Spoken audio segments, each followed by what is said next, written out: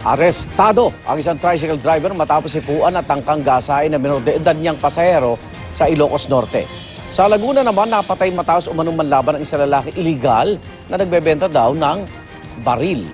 Darito unang balita sa probinsya.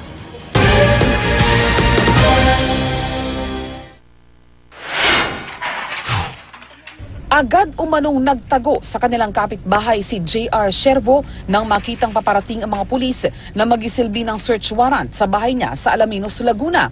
Pero sinundan siya ng mga pulis. Nagpaputok umano si Shervo sa tumutugis na operatiba kaya gumanti sila hanggang sa mapatay siya.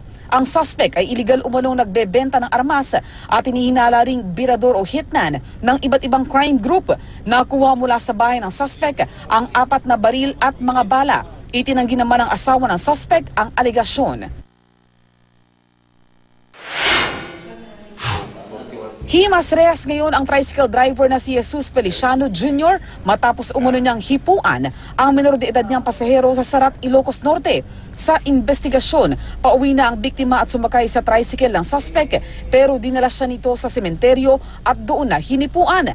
Tinangka pa umunong gasain ang biktima pero nakatakas siya at agad na nakapagsumbong sa kanyang mga magulang. Dumiretso naman sa mga pulis ang kanyang mga magulang kaya dinakip ang suspect. Nahulihan pa ng baril ang suspect. Tumangging magkomento ang suspect sa alegasyon ng pangomolestya habang itinanggi naman niyang kanya ang nakuhang baril.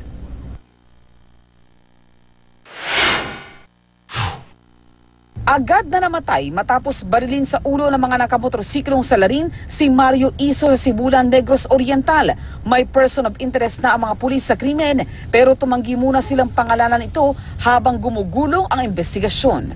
Para sa unang balita, Cecil Villarosa reporting.